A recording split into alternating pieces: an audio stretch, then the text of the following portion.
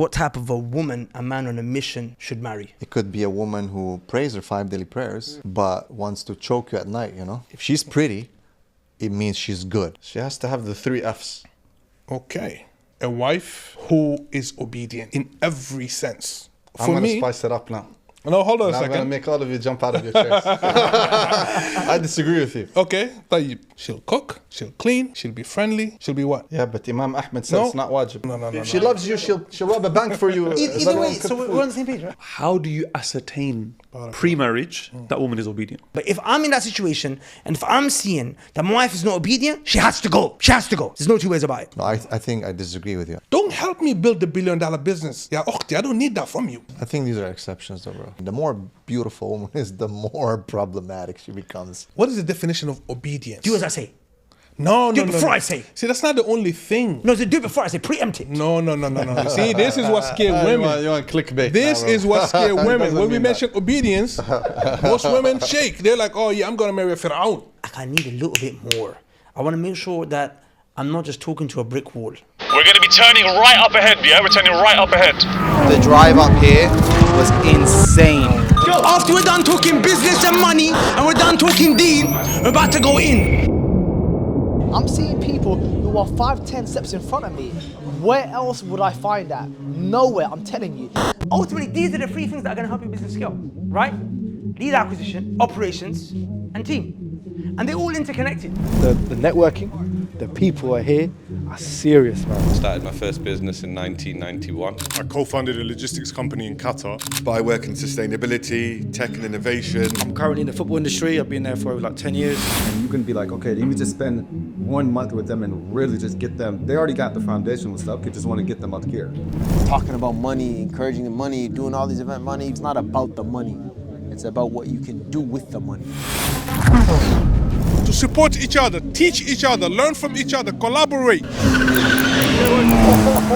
You need me to say any words that are not going to do this justice. The value that you get is priceless. But when you see someone with experience, it's a whole different ballgame. If you missed out, you missed out, but there's always the next one. February 18th to the 20th, inshallah, I'll see you there. Alhamdulillah wassalatu wassalamu ala rasulillah amma ba'd. Assalamu alaikum wa rahmatullahi wa barakatuh. Guys, welcome back to another episode of Chat Mabai. Today we have a very interesting lineup here today. MashaAllah, we have Abubakr to my right, MashaAllah. We've got Ustad Gabriel Romani. How you doing, Sheikh? Hayakallah. Good to have you, MashaAllah. We've got the tech tycoon, Abdoulrahime, Allahumma barik, Sahib al-Hijrah, MashaAllah, tabarakallah. If you want to go to Medina, this is the man. And then here we have the prince of startups, MashaAllah, tabarakallah. How you doing, akhi? Good. You're still living off the Khalij Times vibe, huh? Well, a little bit. Allahumma barik. You know what I just realized? We were just talking about it a second ago, and it just occurred to me that we've got 4 tech entrepreneurs that are sitting right here. 4 guys with a SaaS product. And 3 out of the 4 have got a marriage app. It's pretty crazy, isn't it? Allahumma barik. This is the third with the marriage app. Huh? Sunnah match? Yeah. By the way, I just, alhamdulillah, not too long ago exited from there, alhamdulillah, so I'm not officially involved anymore. Sunnah match, nikah, gram, and? Zawj.me. Oh, okay. All right. Right? I don't know. MashaAllah. What does it mean? You should sign up. What did you say? What does it mean? So I think... You got 3... Red flag. No, I think it's really appropriate, the conversation that we're going to have today. Because what we're going to be talking about is what type of a woman a man on a mission should marry, right? And when we talk about mission, we're talking about, in my mind, there's 2 things. It's either an entrepreneur or a student of knowledge / da'i, right? A person who's on a mission, something very high he needs to achieve. Entrepreneur or a person who's given da'wah. Because the hadith of the Prophet mentioned there's 2 people you're allowed to be jealous of. A man who Allah gave him knowledge, or a man who Allah gave him wealth and he destroys it in the path of Allah. And when we talked about partnerships, right? And we're going to be doing an episode on partnerships. What we don't realize is that when you're getting into something like this, there's a partnership that's outside of, you know, the business side of things, right? Or the project side, which is the partnership with your wife and your spouse. So having such, you know, mashallah, entrepreneurs, du'at, and guys who've got marriage apps, I thought this would just be the perfect place to discuss this and have this conversation, right? So Ustad, let's start with yourself, man. What should a man be looking for? Like a guy who's on a mission. Like most brothers, even brothers of khair who doing da'wah, doing entrepreneurship, they might just have desires and they just marry the first woman that they come across, right? But what should a guy really be looking for? طيب بسم الله والحمد لله والصلاة والسلام على رسول الله صلى الله عليه وسلم. First and foremost, before anything, obviously, deen, but I wanna explain and expand a little bit on what that means, because a lot of people will say, I want a religious woman. But if you ask them, okay, so define what does a religious woman mean? It could be a woman who prays her 5 daily prayers, but wants to choke you at night, you know? So she might be praying, she might be practicing, but... You should choke, what do you mean? All right, so I'm gonna, let me preface, I'll preface this podcast that I work as a counselor, about almost 20 years of experience now, 21 almost, of counseling in terms of marriage, mental health within the Muslim community. And I got pulled in, like first year I embraced Islam. My background is in psychology. And anyway, long story, but there's a lot of sisters who are religious per se in the form of praying, covering, but not necessarily religious that aligns in terms of the greater worldview of Islam. If you don't have a woman who understands who you are and your mission, and the fiqh of being a good wife comes into place more than just the fiqh of salah and the fiqh of covering and so on, right? It's a specific fiqh. So what do you mean by being a good wife? Like, what does that even mean? What does that look like? Well, and I'm talking in the context of a guy who's on a mission. This is not any guy, right? So Right. he needs his wife to be something else. And by the way, brothers, we can chime in. This is a discussion, Yeah. right? So first of all, she needs to understand your mission. Okay. Right? If you marry a woman because she's just pretty and she just prays or she wears niqab, that woman could be basically the fall of you and the fall of your mission. Even though she prays and fasts and she's a good woman, in general, the way people see it, for you specifically, she's not a good woman. You understand? For your average guy who is going maybe 9 to 5, who's going to the masjid, mashallah, a few times a day, and that's his life basically, right? He might take his wife to the mall or a park once in a while, change a few diapers, and he reaches 40s, 50s, his kids will see him, they'll probably do the same thing, it'll be a recycling of a generational type of behavior. Yeah, maybe that woman will be good for him. But for a guy who's on a mission, a guy who needs to focus, a guy who dedicated his life to Allah subhanahu wa ta'ala towards pursuing knowledge and pursuing, he wants to make a change in this ummah. He wants to leave a legacy, right? As the angels are going to ask, what has he brought forward? While the people are going to ask, what did he leave behind, right? As per the hadith. You need a woman who is on board and understands and supports. The type of woman who, if you're slacking off, she'll be like, go man, what you doing?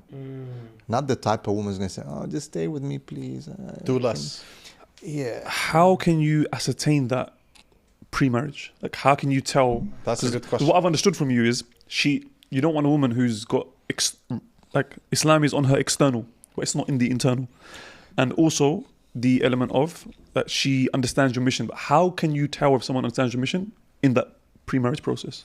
Right. So we men are quite superficial when it comes to women. It's just in our nature. Because a man in his general psychology, when he sees a woman, he sees her as pretty equals to good.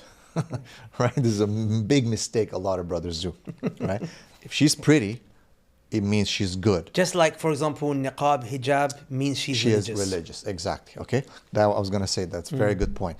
And it's way deeper because Islam goes into the depths of a person's practice, understanding of a global mission, as opposed to clothing or just specific routines, which are very important, by the way, right? But again, when you look at the life of the Prophet ﷺ, the Sahaba, they were on a mission. And the mission was to spread Islam, to do something in this dunya that was unprecedented. Okay? This is something, even the previous Anbiya never did what the Prophet ﷺ did, and the Sahaba. We have to understand that. We're not just a big team and everyone's playing the same position. This is like the last, stone that completes, the whole picture, right? So we, as we know, we're supposed to follow that, and we're supposed to be the inheritors of that legacy. And every Muslim should have some sort of a feeling of responsibility and a feeling of, I would say, urgency, right? That we have this aman on our back. Men in general are the ones who are leading this, okay? And they feel it, hopefully, anyway, they should. Many don't. Many live life, just kind of going through it on autopilot.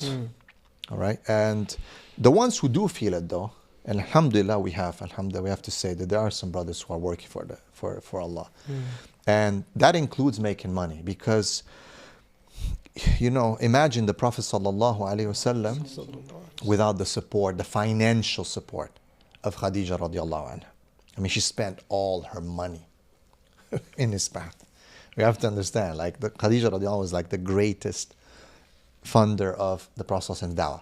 Then you have, after, of course, Abubakr Siddiq radiallahu anhu, Umar Khattab, and many of the Sahaba, right? Money was a big part. I know these days people are saying, oh, these brothers, these dawah bros are just using entrepreneurship and they're trying to copy Andrew Tate and blah, blah. It's a lot of rubbish, because when you look at the core of the dawah of Islam, it's very strategic. The Prophet was a strategist, right? Yeah, part of the strategy was to have money. Absolutely. Part of the strategy was to pick the correct wife. Part of picking the correct wife, there are certain sifat or attributes that he was looking for. Amongst them, a very important one is beauty. And it's clear. It's clear in the sunnah of the Prophet ﷺ, where we find many a hadith where Aisha is quite jealous when a new wife comes on because she was very pretty and attractive. Okay, but I feel like the beauty is sidelined with a lot of the du'at. Okay, that's a very good point. It's like properly sidelined. Yeah, because these days in the 21st century, there's a direct proportional relationship between the more beautiful woman is, the more problematic she becomes. I'm not saying all of it, but in general, you will find that this holds true. Why? And I know we're deviating a bit, but because there's just so much availability for them. Their whole life, they grew up being told they are so pretty, seeing guys looking at them. Obviously, social media, I'm sure they've tested and they put their pictures on. Even if sisters who have, let's say, repented and took on the niqab and so on, they know what it means to get attention. In their subconscious, they say, why am I with this loser who's like giving me a hard time? I can always get another 10, 15 guys who've been giving me attention, right? So it's a bit of a problem. It's a very good point. I would advise usually people to be careful with beauty. If you're a man on a mission, going back to the original question, you need to focus on that woman understanding what you're upon and supporting it and pushing you. Because you can have moments of weakness. And that woman is like kind of like the closest person to you. They know you inside and out. I've been thinking about this whole issue a lot over the last 6 months. A lot. I want to hear you guys' thoughts on it. So, when you looked at the wives of the Prophet ﷺ, there were two that stood out of everyone else. To the point where there's a difference opinion amongst the scholars. Which one is better, right? Khadija and Aisha radiallahu anhuma. And the Prophet made his love for them clear, right? And their position in terms of the mission that the Prophet was in is very clear as well. There's a difference, but they were very different. Fundamentally, they're very different in the way that they support the Prophet. Khadija radiallahu anha was the one that was emotionally, morally supporting the Prophet and being like even a guide for him at times. Like when you look at when the Prophet came back from the mountain and he was scared, he said, قَدْ خَشِيتُ عَلَى نَفْسِي. He said, I was scared for my life, I thought I was going to die. And he's telling her, think about it, right? How many men can go to their wife and feel comfortable to say, honey, I was just scared for my life. Cover me, please. Like, right? Go on. I have to stop you there. Go on. You said how many men would do it. I think in today's day and age, I think men, they're doing this too much. I think the Rasul in this example, this was like, again, an exceptional circumstance. So let me backtrack. Let me backtrack. Yeah. Let me rephrase that. But let me just finish my point. Were it not for him having seen what he saw, which was something supernatural, it took something supernatural to bring him to that point. So let me Whereas today, Jafar at home is, he sees like a cat scratched him on the road, and he comes crying. He's like, put a blanket on top of me. So let me rephrase my point. My point. You know what I mean? How? And he can't use that. Then he's going to use that as a dalil. Okay, look, but we're not talking. Right now, I'm not talking about weak men. Okay. I'm talking about strong men. That's the difference, right? We're not talking about weak men here. No. This conversation is not even about weak men. Okay, good. It's not about. We're talking about men that are strong-willed, strong-charactered men, right? That have the characteristics of rujula, of manhood. We're talking about those guys. So I'm saying a woman like Khadija radiallahu anha, if a woman today exists like that, she'll give that man that sense of comfort. Not just that, Khadija did something else, which is actually mind-blowing if you think about it. It's actually mind-blowing. She gave the Prophet the words that he needed to feel better, but then she had knowledge and understanding to take him to someone that was going to solve the problem, her uncle. No. That's crazy when you think about it. This is a woman who was wise. Bro, she understood that, okay, this sounds something like what Al-Kitab understand. Let me take her to my uncle. So a woman like Khadija, that's one. The second one is a woman like Aisha, who gets involved in your mission with you. She's like, you know what, let me do the work with you. Let me get involved in the work with you. The woman would come, ask a question. To the Prophet Aisha would take her to the side and answer the question. The Prophet passed away. How much of the Prophet's da'wah did she spread? So the way I see it is that there's two types of women: that a student of knowledge or an entrepreneur's got to have, man. It's either that one that just supports him to the max. She like lotions his not ego, but what's the word? Like morale. Do you understand? She like gives him that hero treatment. I've got you. Or a woman who's like, let me do this with you, right? Those are the two. Obedience is a standard for even the weak man. Everyone should not compromise for a woman that's not obedient. To the point where even, and I want to really be careful when I say this because I don't want it to be taken out of context, yeah? But even maybe certain outwardly religiously things could momentarily be compromised if the woman is going to obey the husband at the highest level. Because the moment you marry her and you say to her, put this on, fix that, she'll do it in an instance. I think that's the standard. But for guys that are on a mission, like beauty and all that, that's great, that's needed. We all understand that as men. But is this woman gonna support me? Because if, for example, when it gets cracking and she's just like, crying about, nonsense. Right. I just want to, because obviously, look, we want to make this podcast as practical as possible, right? Yeah. So for the brothers that are watching that are entrepreneurs, what are the things that they should look for that will result in these characteristics that we've been mentioning? So for example, Sheikh Jibril, no, as in he mentioned, I got an answer to that, but that understands the mission. Yeah. So for example, how do you know if a woman is a woman that understands a man on a mission? What comes to my mind, for example, is her father was on a mission. Yes, absolutely. She grew up in a house where the man was on the mission, and the mother was supporting him. The mother was on board. Boom. But what if now there's a sister that isn't like that? I just want to add to that. I remember something one of my mashayikh actually said to me. He said, if a person wants to marry a woman and bring her into a polygamous marriage, then it's easier when her father was already like that, right? Even there's something that I saw. Don't just look at the father, look at the mum as well. There's something powerful. You know the hadith, تزوج الودود الولود, كما قال, when the Prophet ﷺ said, marry women that are that are wanting to have children and endearing, like really, like she will do things to make the man love her, right? How do you clock that?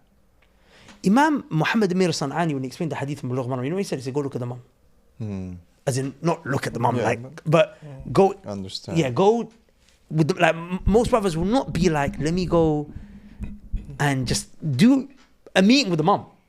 Like, I just want to talk to the mum. Mum, what are you on? In a respectful way. Do you know what I'm saying? Because if you can see that this woman, the mum, is disrespectful to her dad, i.e. the father, then straight away that shows red signs. If you can see, no, this is a mum that serves the dad, he supports the dad, then you're going to find the exact same way. And I'll give you an example, right? So, like my mum has blind followed my dad into everything. Like, they, as I'm sure, like the generations of our mum was something else, right?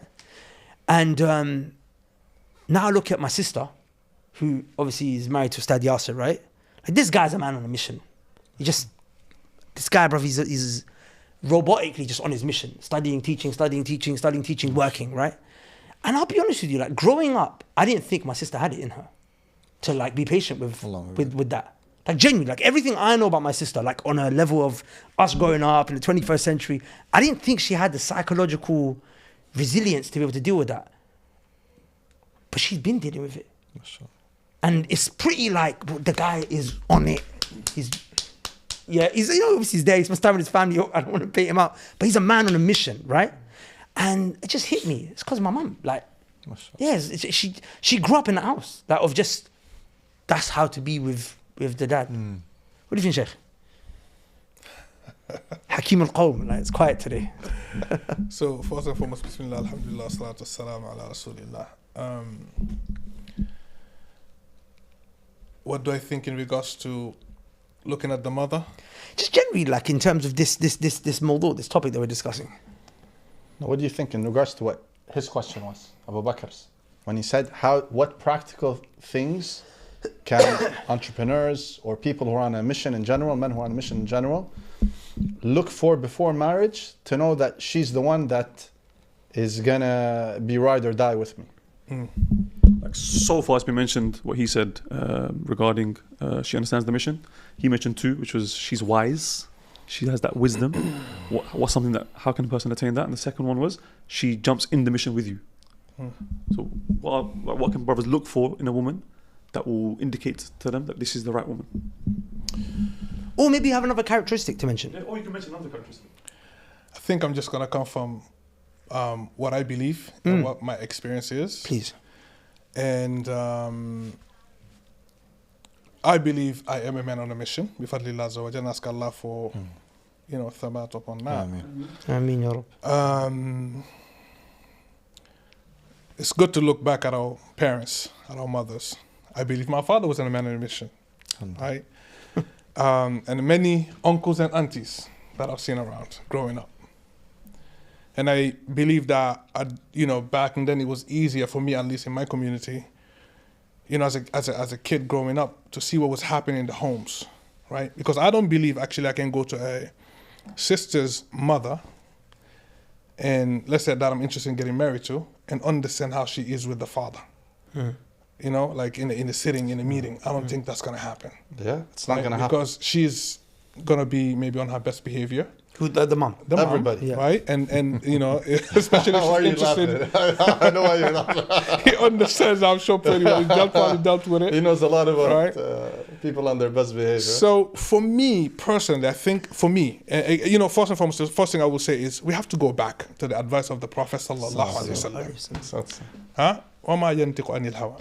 Whatever he taught us, whatever he advised us, whatever he exemplified and the Sahaba did, that's the best way. Whether you are an entrepreneur, whether you are not, at the end of the day,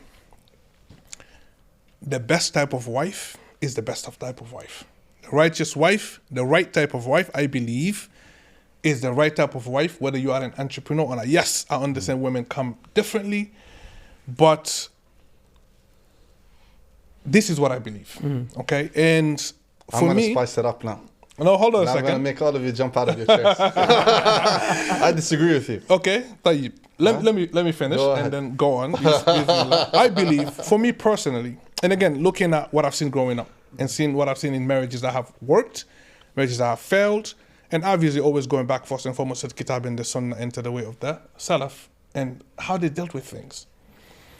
I believe that what an entrepreneur needs, because that's what I understand. I don't know what a Talib al-Ilm needs, having been a Talib al-Ilm, right? And I let the Tullab speak on that one. But someone who has grown up as an entrepreneur, I would say, seen my father as an entrepreneur, and those around me, what I believe a man needs is a wife who is obedient. in every sense, as is established in the Kitab and the Sunnah. That's it. And if I'll add to that, and maybe I'll drop something here today that I haven't dropped, publicly before. Let's go. Is that I've been asked many times by brothers, maybe because they've seen that I've been married for some period of time, I won't say how many years, what should I look for in a wife? Say, well, I mean, obviously, the baseline is the baseline. We know what the advice of the Prophet ﷺ is. And what we're supposed to look for. That's the baseline, right? We're not going to, she has to pray, she has to fast, these are basics, right? Like someone said, we're not going to, congratulate a fish for swimming.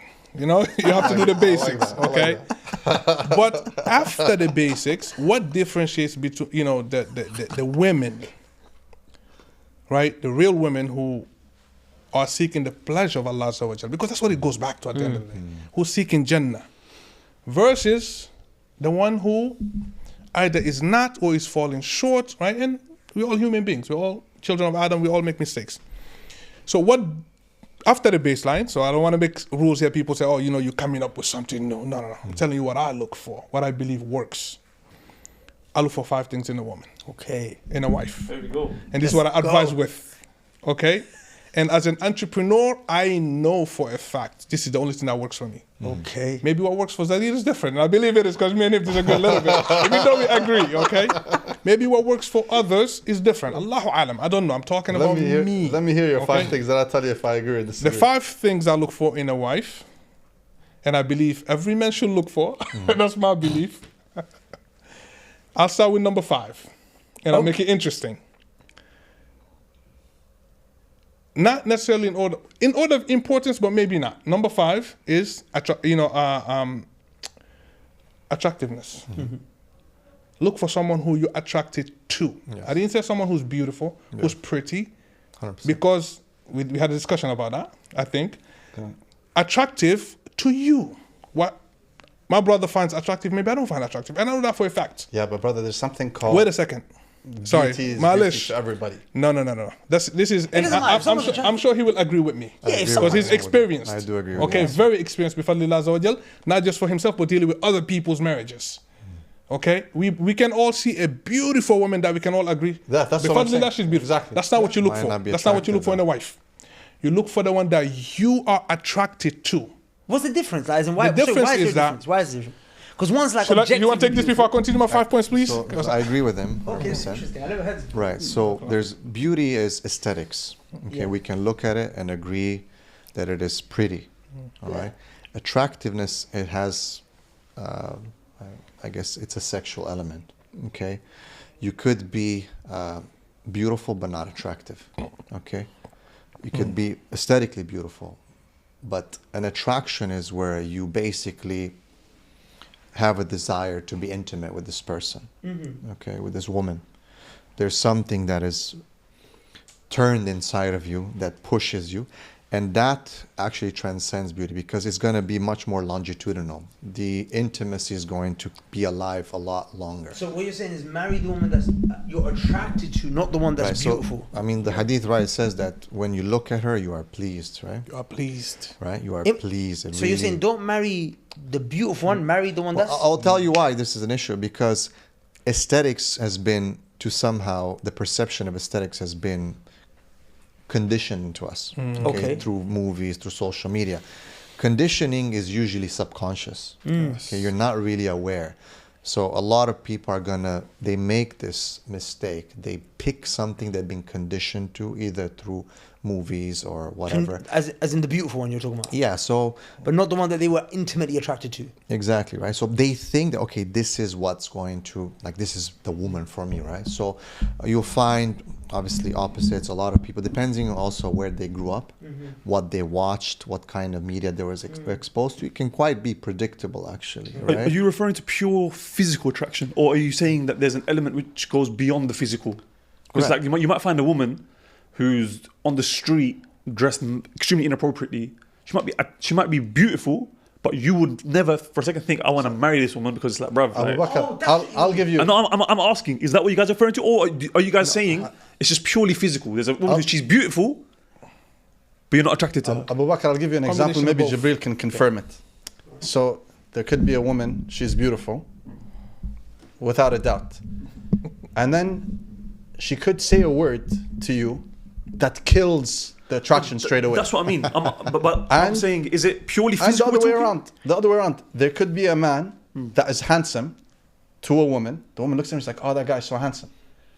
And then he does something girly or says something silly. Yeah. Straight away, the attraction is dead. Never in a million years will it come back alive. Yeah, it's done. But it's a little bit different for men and women. Like women are attracted to men. Aesthetics and attraction is a little bit different for women. You know what I mean? True. Yeah. I'm not saying it's like, but I think it's on a different level. So women will look at a man. He might be handsome, aesthetically pleasing, but there's other things that need to connect there for her to actually be sexually attracted to him. For men, it's a little bit simpler.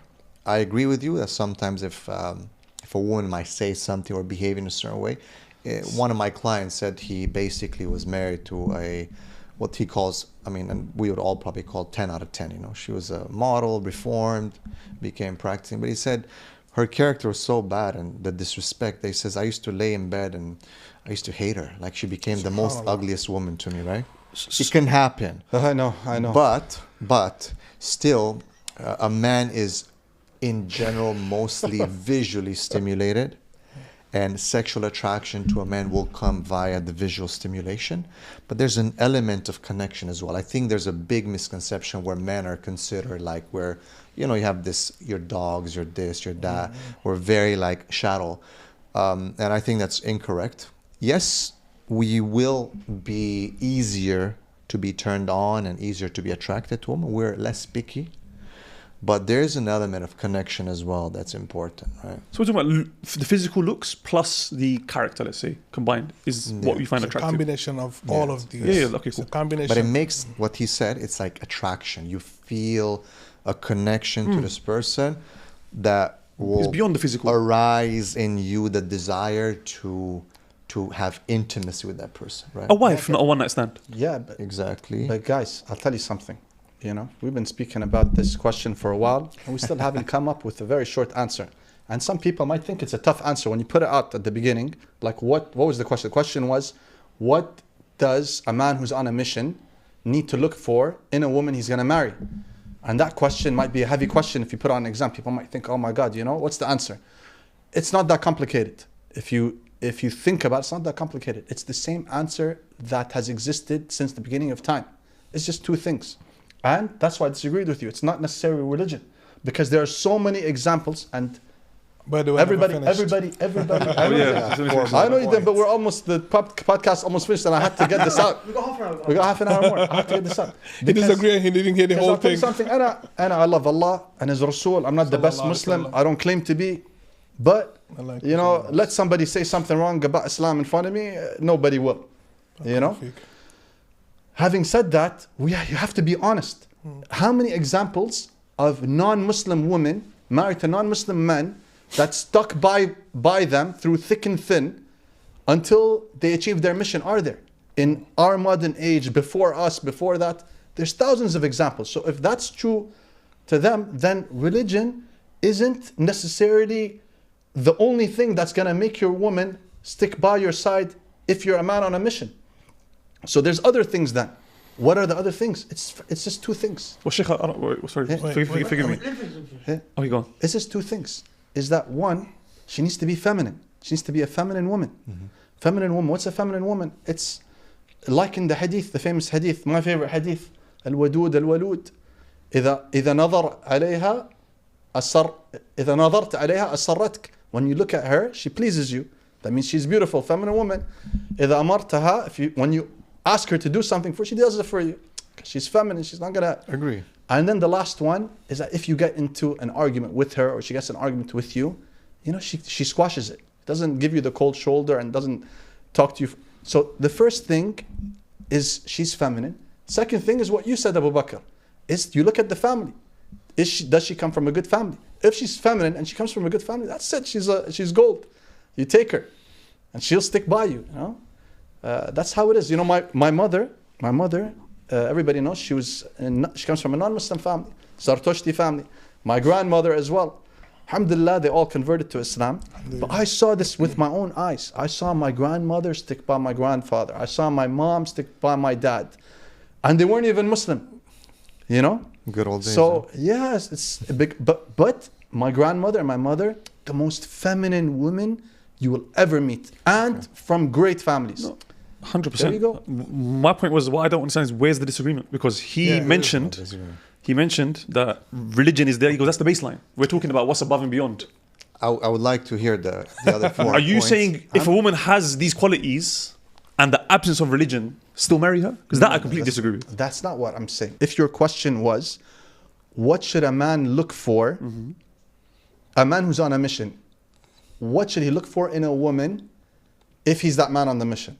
Okay. Yeah. My answer is it's just two things: femininity and a good family. I think we so let's hear his 5. Before you get what I mean? Because his 5 maybe come under his 2. I think we all agree. I think the problem is why it's so deep and why we're taking so long is the definition of these terms. Like, what does religious really mean when it comes to the question? Practical, right? I think this is an issue, right? For example, most people would judge it based on the look or how many books she has studied or ijazas or how much Quran she has memorized, right? Not to the understanding of, like, what is the fiqh of marriage, the fiqh of being a good wife, femininity, ta'ah, cooking and cleaning, all these things that, you know, loyalty, being a good mother. Okay, and how can you assess those things? Like, it's such a difficult question. We cannot just go 1, 2, 3, 4. Even though, inshallah, I really want to. I agree with the first one. I want to hear the 4. It's because it's a very deep topic due to the environmental changes and how these terms are defined now by our environment, right? The way people look at religiosity, most men are going to be very, very shallow. They're going to say, exactly. Okay, niqab, hijab, she prays, Bismillah. Right? And this is not the religiosity that the Prophet ﷺ. Why not? Why not? It's not because I claim so. It's because when you look at the women that were his wives, they're way beyond just praying and just covering. You know, they understood the mission of Islam first of all, and that's the thing, right? You go for a woman, and does she really understand the mission of Islam? Right? Not even about your mission. Does she really understand the mission of Allah the Almighty without you having to regulate her or police her or her father or anything like that? Because, hey, guys, come on. How many families today are really, really good? And how many mothers and fathers were really great examples? But we have a bunch of sisters that come from very, very bad background and divorce and so on. Does that mean that that's it? It's over for her? No, you need to look deeper into it. Does this woman self-regulate? Does she self-police? Does she understand the mission of the Almighty Allah? Number 1. Number 2, then it's your job now to make her understand your mission. And for her to be like, you know what? Sign me up. I'm ready to ride or die. It's not like, let me wait for you at the finish line. Let's see what you do.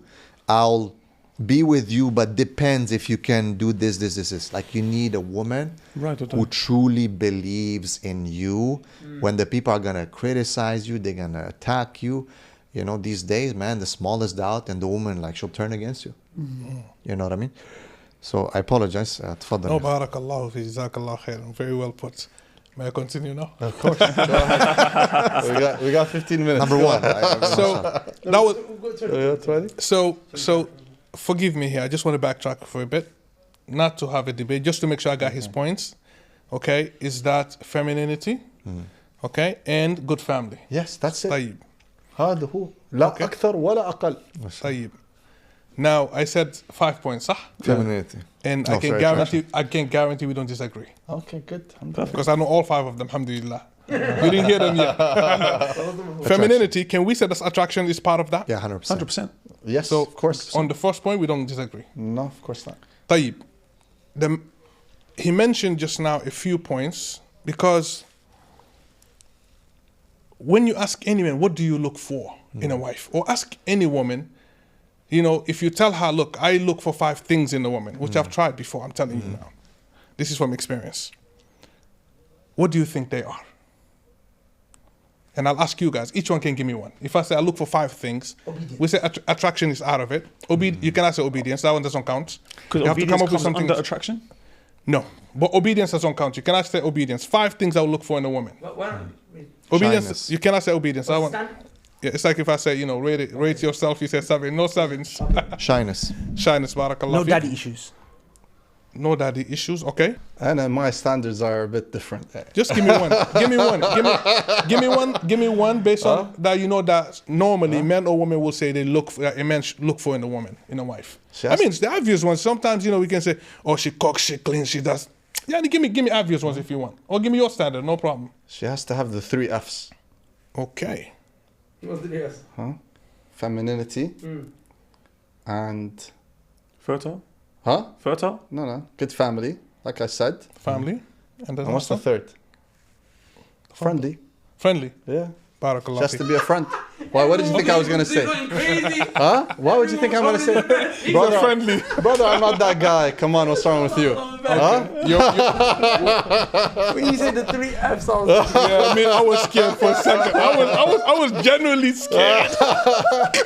Okay, are you ready for the 5? I should be scared sitting with you guys. What's wrong with you? I'm looking for Barakallah feekum. Now, I want my brother Jerry to stay, because we had a conversation. I don't know if you remember if I said this to you or not. I have a terrible memory, but go on. The number 5, not number 1, is attractiveness. Okay. These 4 embody everything else that you, him, me, and every other man on the planet, I believe, looks for. This is my belief. I'm not saying it's right or wrong, but this is my belief and this is what works for me. Bismillah. What's number 1? Obedience. Okay. If she's obedient, she'll cook, she'll clean, she'll be friendly, she'll be what? Yeah, but Imam Ahmed said it's not wajib. Okay, tayyib. Okay, I'm just saying what men look for. I didn't say Ibn al-Qayyim wajib. is what? Yeah, Akhil Fadil. No, I didn't say these things. I'm saying what people look for. No, he's saying something else there. No, I know. He's being satirical. He's talking about women. Yeah. He's saying some women will talk back. No, I get it. I get say it. that it's not wajib for me to cook. For her to do what? To cook? Some But women it's will say, wajib for her to obey you. Barakallah. You see where I'm coming from? I'm saying what men look for. They will say I'm looking for this, and this. But if she's obedient, she's gonna do it. Yeah, if she's feminine, she'll do it anyways. If she loves you, she'll do anything. No. If she loves you, she'll rob a bank for you. Either way, so we're on the same page, right? Yes. I want to make it interesting. Wajib, right? If she's obedient, she will not commit something haram. Makes she will sense. not do something By haram. the way, we're talking about her. I think you mean her nature is obedient. No, she's obedient. Yeah. Just hands down. Yeah. Okay.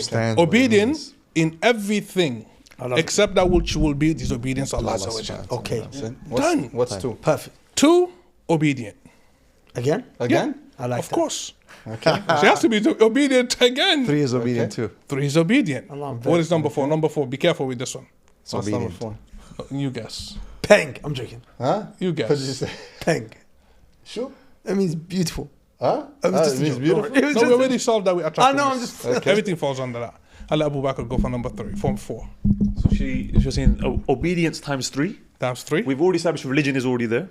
Baseline, we're not going to congratulate a fish for swimming. Nah, and then the attractiveness was already, that was number 5. Patient. Obedient. Obedient again. 4? I wanted to make it a little obedient. 5 things. If she's obedient, tell me one thing that is important to you as a man that an obedient wife wouldn't do. Okay, so there's some things that an obedient wife, just by nature of her being obedient, cannot do. Like what? For example, her personality. Okay. Right? Like, for example, a woman who's got hikmah, wisdom, intelligence, she's attractive, she's obedient, but it's like, okay, cool, a man on a mission, I need a little bit more. I want to make sure that I'm not just talking to a brick wall, right? I appreciate that you hear me and obey me, but I'm not like another man. I need you to, like the Prophet could go to his wives and problem solve, like Hudaybiyah, when they would, the Sahaba at the beginning immediately didn't rush towards shaving their head, which is the first time something like that ever happened in the life of the Prophet. He went and spoke to Salama. She said to him, go and shave your head and they will do exactly the same. Like, that's aqliyah. How old was Salama when she advised him that? Do you any idea? How old was she? Yeah, do you any idea? She was probably like over 40. Over 40, right? Yeah. Okay. So, but wait a second here. But Aisha radiallahu anha was young, and she had hikmah. And many situations. Yeah, but also some things happened, you know. I don't want to get into it in history, you know. Jamal, kida, and you know. The point is what I'm trying to make. Yeah. The point I'm trying to make. Wisdom the example comes with that age. it comes with age, with I agree both with men and women. I agree with and that. And Usama ibn Munqidh, you know, when I talked to him a lot about him in his book Kitab al-Itibar, he mentions this as well. Is that a woman's wisdom when she's 40 and her 50s is next level. So would you say then, again, going back to practical tips for brothers that are trying to get married, if you are an entrepreneur on a mission, marry an older woman. No, you need to be the wise guy. Look, but you need to have wisdom. I don't want to throw wood on the fire here, but one of the things that make men have a difficulty with this is that most men only have one choice. And you could never gather a lot of these things into one woman. And that's where the Prophet ﷺ was so wise, and the Sahaba and the Salaf, and until about 70 years ago, is because they would look for a woman realistically. And they would say, okay, I could grab maybe 3 or 4 here of these sifat, and then maybe another 2 here, and 5 here, and 1 here, and put them all together into a perfect woman. I think this is one issue with guys. They're quite scared to commit, and they sometimes become hypersensitive on these choices, and they want a very perfect woman, which doesn't exist. And they get also very disappointed because there's something called behavioral economics which works with men. We're the ones investing. We pay the mahar, we extort the effort, we chase, we do. And when a man goes into the marriage, it's very, very difficult to ascertain whether a woman is exactly what you want. Actually, no matter how much vetting, I've done a vetting guide, I've spent so much time, I spent 20 years, and I could still say that it's kind of like dipping your hand into an ocean and pulling it out. You will get to know who this woman is 2, 3, 4 years into the marriage, sometimes 2 months, depends on when things really come out. But a lot of brothers are very, very sensitive because it's this whole behavioral economics. I've invested so much and my return on investment is very weak, right? Now I'm very, very upset. It's kind of like if you put all your money in Bitcoin and Bitcoin went dipped, you didn't invest in Ethereum, you're finished, right? And you feel really, really bad because you're like, man, I really wanted this to work out. I put all my effort and my resources into this. When you diversify your choices, it's not as bad. Right? Well, what happens is, back to our question, is when you've put all those resources in one woman, it will affect your mission, brother. Because you're a man on a mission, and it is different. An entrepreneur and a man on a mission, a da'i, is different. Allah subhanahu wa ta'ala has clearly stated that there's differences between the man of this ummah. Okay, whereas the warriors, or the ulama, or just the awam, there's differences. Not everyone's on the same boat. It is what it is. You know what I mean? But for a man on a mission, it's going to hit him hard if he makes the wrong choice. And that's his only investment. Because now it's going to set him back. It's going to psychologically affect him. It's going to make him lose focus. He'll be drained emotionally. And a lot of times he fails. So, I don't disagree with you there at all. But even then, there's brothers, for example, that might enter into polygamy. And they are people on a mission, but it's like they've missed the mark again 100%. On all of them. And this is the point that I'm coming at. Like, you know, when Allah Azza, like the wives of Sahaba were obedient, right? But in Surah Al-Ahzab, what does Allah subhanahu wa ta'ala say to the wives of the Prophet? Lestunna ka'ahdi min nisa. You're not like other women. As in, you're the wives of the Messenger sallallahu alaihi wasallam. So there's a level that you have to be above all the other women. And I was speaking to my sheikh in Pakistan, he was saying this also, like du'at, people that are, you know, men on a mission, inshallah ta'ala, mission of khair and, you know, deen and whatnot, they can take a portion of this. As in they women have to be different. They can't be on the same standards 100%. As everyone else. Does that make sense? 100%. So like obedience, definitely, like, as in that's, but in my mind, that's part of the, you know, we're not going to praise you for swimming if you're a fish. No. Can I throw this off a bit? Go on, please. Look, I love this. as a man on a mission. Sorry, can you also just mention how do you ascertain pre-marriage that woman is obedient? Go ahead. So, first and foremost, as a man on a mission, I think, there are a lot of things that we cannot put a general blanket on it. Each one of us is on a mission on his own, right? Again, I'm speaking for myself, and that may apply to some of you, may not. For me, my mission, if my wife, if I'm able to speak to her and she's able to give me some nasiha that helps, or if she's not able, it doesn't matter to me. Because I don't need her for my mission in that sense. I need her to be a wife, to be a good woman at home and obedient and play her role. My mission, besides raising righteous children, with her and having a good home, this is where she helps me out. As far as this other mission that I'm working on, which is now, let's say, goes to financial, to other bigger goals that I have, as long as she's playing her role right here, she's giving me the biggest support in the world. That's support. Okay, so that's what's important. So on a bit of a personal note, right? If you asked me the same thing 6 months ago, I would say to you exactly the same. Okay. I didn't go to my wife for advice, for nasiha. She gave it to me. I wouldn't really take it seriously. Like, I couldn't really, I was like, literally, I don't need it. You can't take it. No, not that I couldn't take it. I don't need it. I'm a man. Like, as in... No, I don't, that's not what I meant. I don't mean like in a macho way. I mean like just, this is my... I don't need it. That was my point. I don't need it. I'm not looking for it. If it comes, barakallah feek, like I don't care.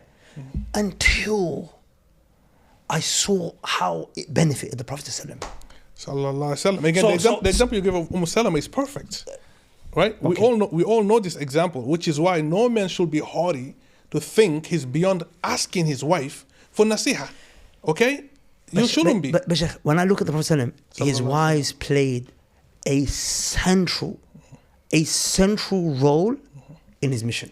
If your wife is obedient. From beginning to end, from Khadija to Aisha. And I don't believe, wallahu a'lam, that purely obedience. I believe obedience, it must be there. It has to be there. It's uncompromisable.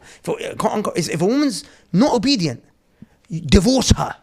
And if you have a child, that's the only situation I would say now go speak to some mashayikh and get a specific fatwa because children are involved. But if your wife, if you don't have kids and your wife is disobedient, bruv, divorce that woman now. Well, there's gonna be a lot of divorces after this bro, take her back to her dad. The only time, if you've got kids, that's the only situation I would say. The bros, they follow you, man. They love you. But I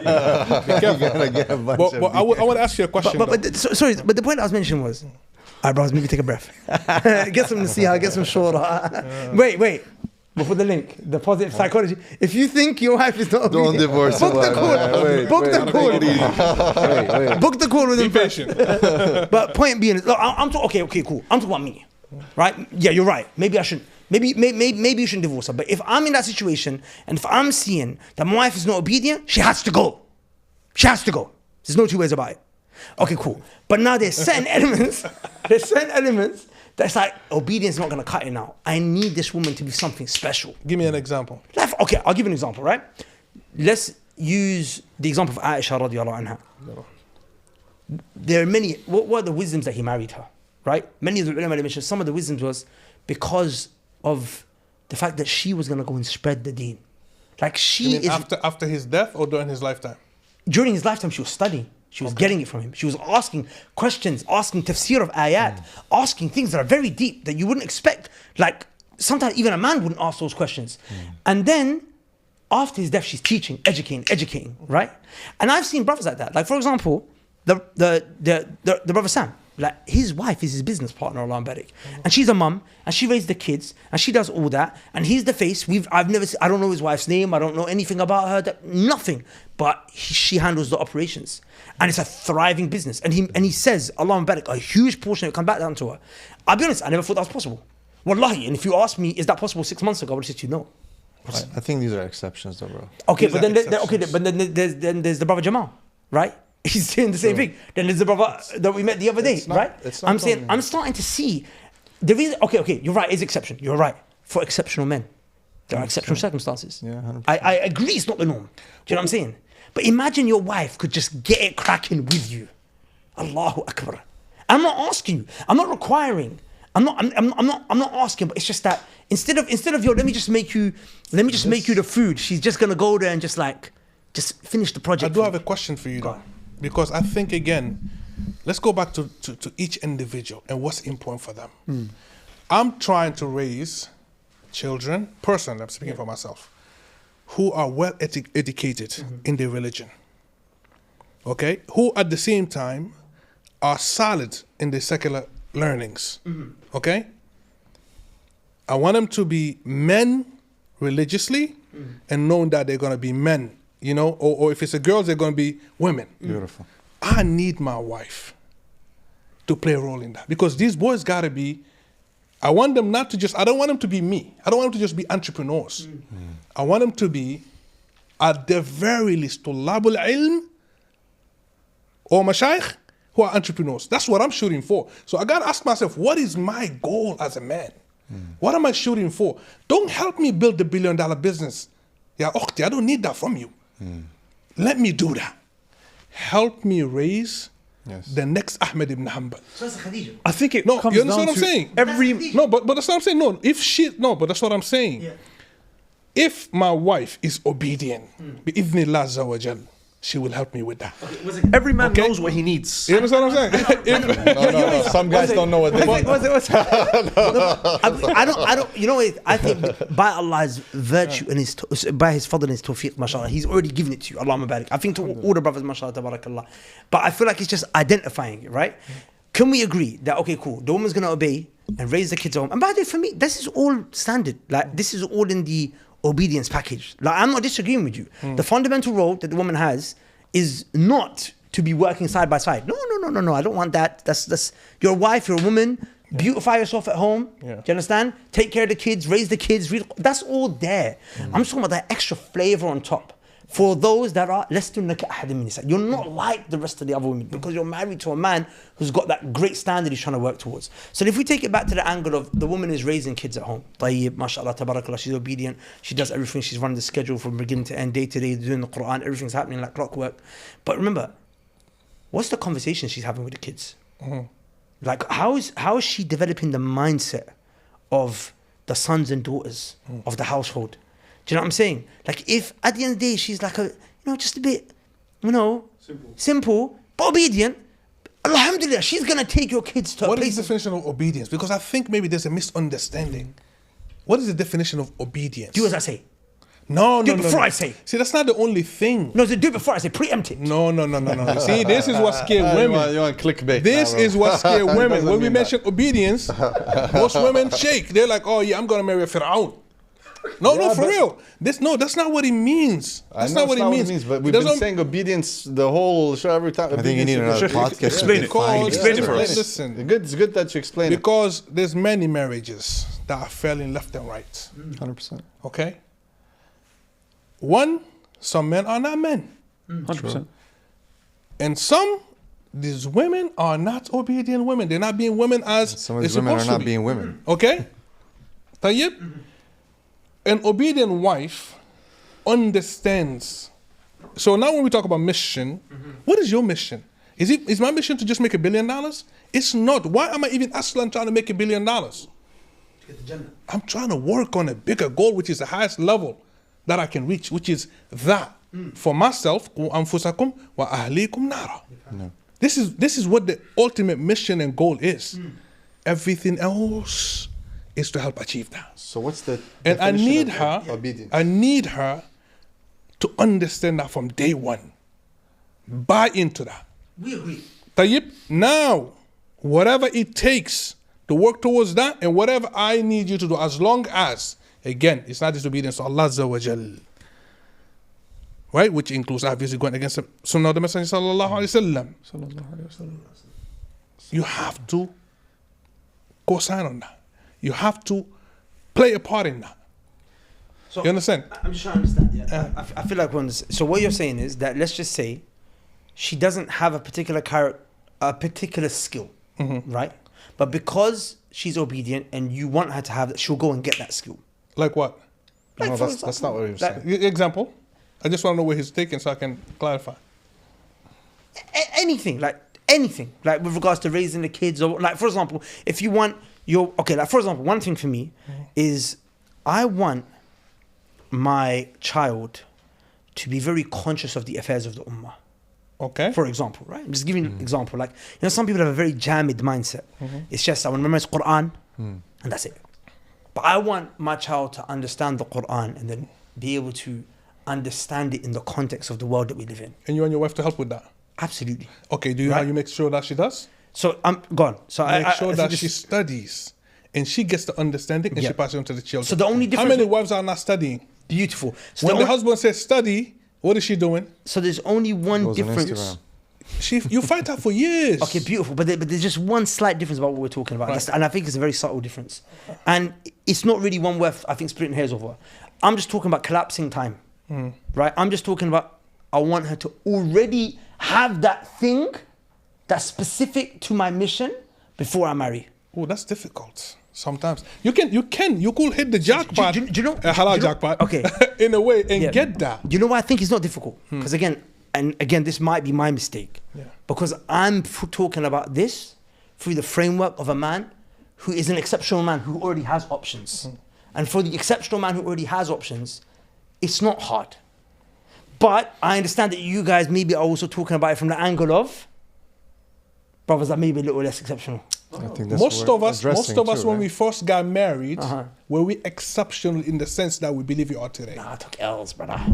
Yeah. I'm talking about when we first got married. You're right, I had to learn. Okay? So we had to learn. Yeah. These things have to develop. Now, if you're talking about getting a second, But third, that's the fourth advantage wife, of these brothers who are watching these podcasts that we've gone through fire, and they can just take advantages and listen through the experience. Obviously, we're not only subjectively speaking because we quote Quran, Sunnah, we try to connect these, but it's a great lesson for those who are watching. Exceptional men are built; they're not just born.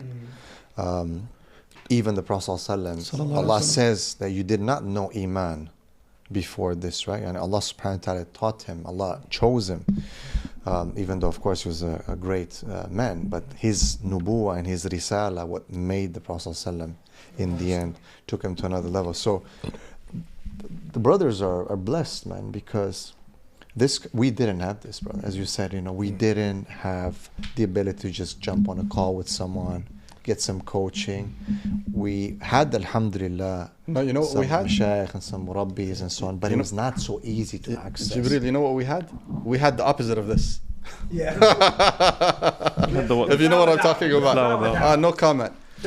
or maybe we just didn't know where to look for it. You know what came to my mind, Abubakr, about your question? You said something. What could guys do? And how could they know that she has the traits? We have 1 minute, yeah? And I think there's something, there's a faida in the way the Emiratis get married. The way the Emiratis get married is they do their due diligence on the girl, family, femininity, everything, religion. But they don't, the couple do the nikah, but they don't live with each other straight away.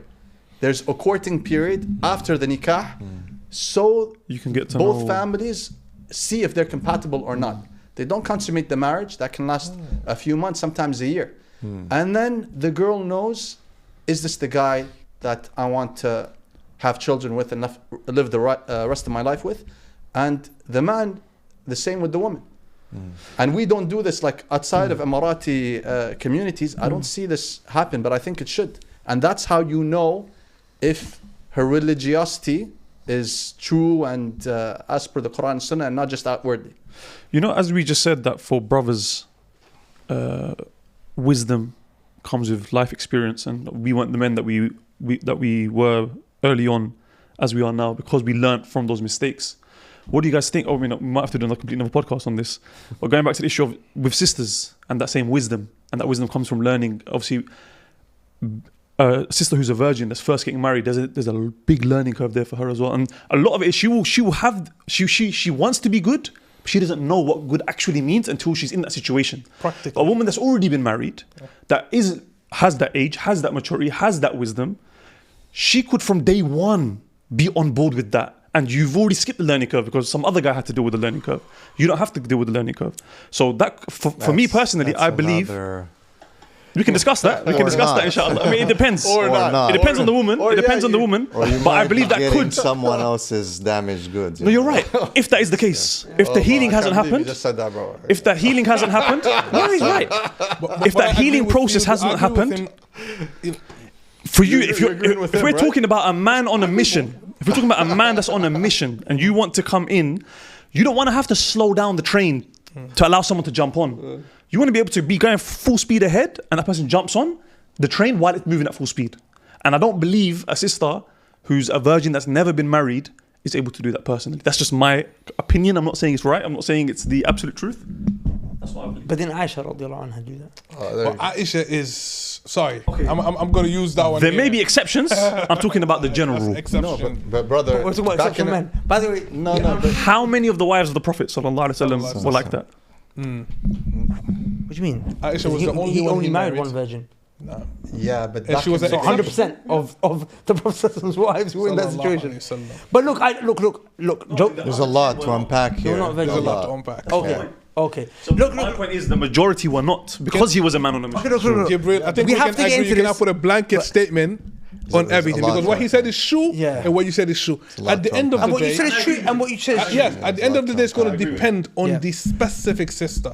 Even this matter of family, barakallah fiqh, we know generally speaking, look at the family. Sometimes the family is damaged. True. And the sister Guys, I'm so just because we've just run out of... Yeah, we've run out of time. But it's so deep.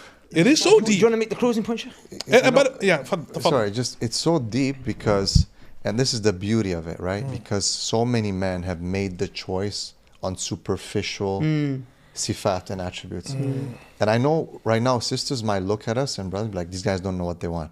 No, I think I disagree with you. I think you're blessed to have such a discussion because we're cross-examining these points. And if you just watch it again and again and take some notes, you'll get some gems out of this. Yeah. No, barakallah fi. You know, some things, as when we're talking about human nature and human character, you can't put things in like very neat and tidy boxes. But I think people that are watching are going to be able to resonate. There's one common thread of truth that maybe based on specifics, there's a little bit of here and there. And people can, I think, find what they relate to in that regard, inshallah ta'ala. But guys, well, it's been amazing, man. I just want to say if anyone is interested in getting some marriage coaching and whatnot, we have Ustad Gabriel, mashallah tabarakallah. He's got his positive psychology coaching that you do. Put the link below. If you are a startup business that's looking to get investments, but you're just trying to go for the big money quickly, Brother Zarir can show you at the link below, inshallah ta'ala, how he managed to raise $750,000, Allah barik, without going to VCs and these big funds, Allah barik. So the link below. And if you are a person who's interested in doing hijrah, you know, I'm thinking we've got such a blessed panel here, Allah barik. If you're a person interested in doing hijrah, but you're thinking, well, how will I work? How will I earn? We have Brother Abdoulrahime, Allah barik, who learned tech, learned coding, mashallah tabarakallah, built his own SaaS product, which I don't know if he feels comfortable mentioning, but made a lot of money, still is making money, Allah barik, that allowed him and his family to do hijrah, mashallah tabarakallah.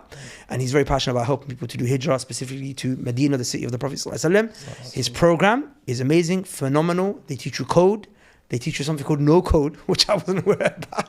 They teach you AI, how to just basically just do that with superpowers, automations, all that stuff, and guarantee you an internship at the end. So someone's going to find a wife that suits them based on the sifat that were mentioned. Someone's going to find an opportunity based on what we mentioned as well, inshallah ta'ala. We'll put Nikahgram, we'll put Zoj, and even though I've exited Sunnah Match, we'll put Sunnah Match below as well, inshallah ta'ala, and sign up to all three.